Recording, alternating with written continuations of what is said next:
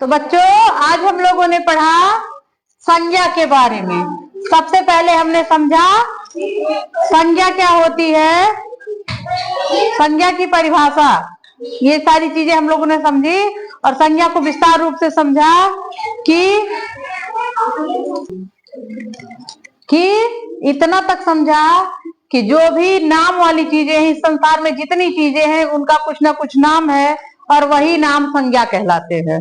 मैं केवल रटी रटाई विद्या पे नहीं आप लोग को सिखाई हूँ, रटे रटाई लाइन पे नहीं, उसको एग्जाम्पल सहित आप लोग को बताई हूँ, जो आप लोग के समझ में भी आया है, उम्मीद है मुझे। इसके बाद हम लोग बात किए संज्ञा के प्रकार पे, बात किए ना? हमने बात किया संज्ञा के प्रकार पे। तो संज्ञा के कितने प्रकार? 5 प्रकार होते हैं। पहला व्यक्तिवाचक संज्ञा, दूसरी जातिवाचक संज्ञा, तीसरा भाववाचक संज्ञा, चौथा समूहवाचक संज्ञा और पांचवा द्रव्यवाचक संज्ञा। मैंने बताया व्यक्तिवाचक संज्ञा में जिन संज्ञा शब्दों से किसी विशेष व्यक्ति, किसी विशेष वस्तु, स्थान का बोध हो, वो हो गई व्यक्तिवाचक संज्ञा। समझ में आया? किसी विशेष व्यक्ति का। दूसरा मैंने बताया कि जिन संज्ञा शब्दों से किसी विशेष जाति का, किसी विशेष वस्तु का इस तरह का बोध हो, वो जातिवाचक संज्ञा हो गई। इसके उदाहरण मैंने बहुत सारे बताए हैं, लड़का, लड़की, औरत, आदमी, सब बताया है ना, ये जातिवाचक संज्ञा। भाववाचक संज्ञा में मैंने बताया है, क्या बताया है कि जो भी भाव है हमारे, भाव मतलब बोलिए, दशा है, भाव है, ये सारी चीजें इसमें आ गई। दशा में मैंने आपको बताया था बुढ़ापा है, जवानी है, क्लियर करिएगा। दशा है में बुढ़ापा, जवानी और बचपना, ये सारी चीजें बताई थी। और भाव में सुख दुख बताया था, ये सारी चीजें भाववाचक संज्ञा में है। समूहवाचक संज्ञा में मैंने बताया कि जो संज्ञा शब्द किसी व्यक्ति वस्तु के विशेष समूह की बात कर रहे हो, किसी व्यक्ति वस्तु के समूह के का बोध करा रहे हो, वो समूहवाचक संज्ञा हो जाती है। जैसे मेला हो गया, सेना हो गया, परिवार हो गया।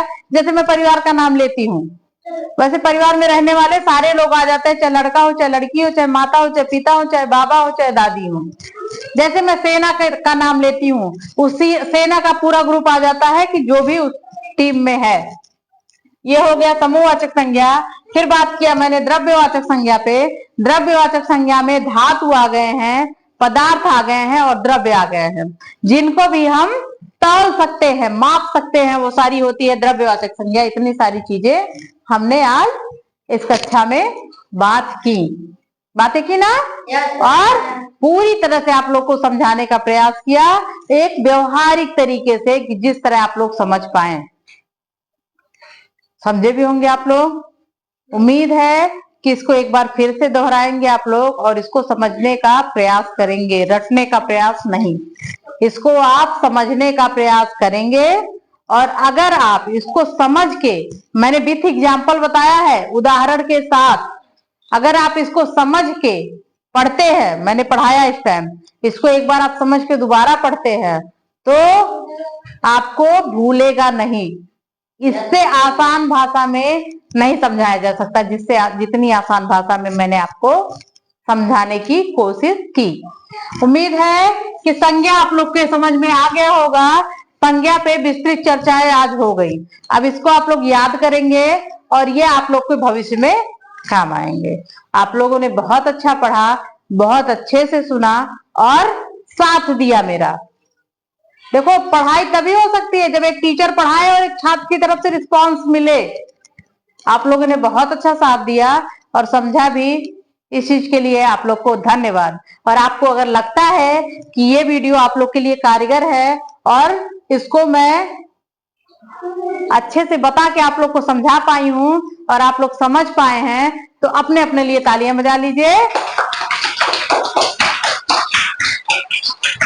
आज के लिए बस इतना ही।